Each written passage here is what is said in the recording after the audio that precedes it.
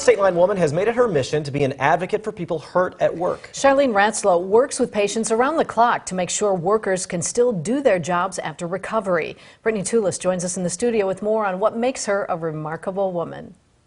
Eric and Mimi, Charlene Ratzlow sticks by her patients from the time they're injured to the day they clock back in.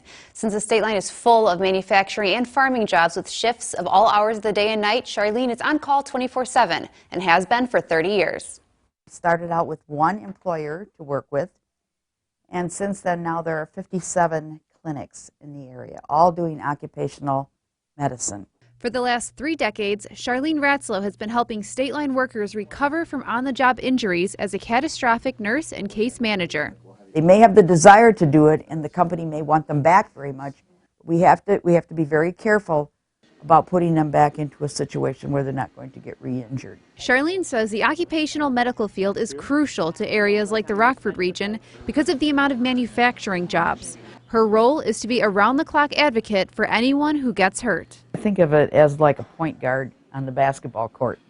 You know, you're calling the plays, you're doing what you need to do, you're having their little team meetings, you're getting everybody on the same page instead of fragmented out here, there, and everywhere. And that way I can explain what they're doing, what we need to do as far as their job and things like that, making sure that they're healing right.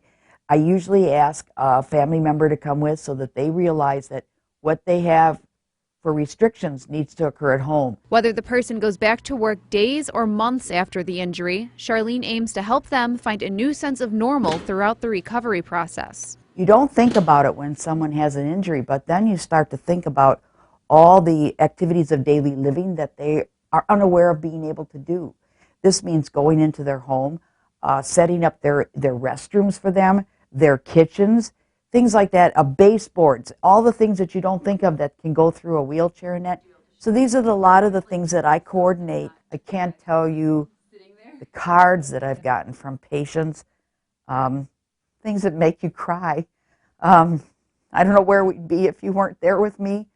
And I think, geez, you know.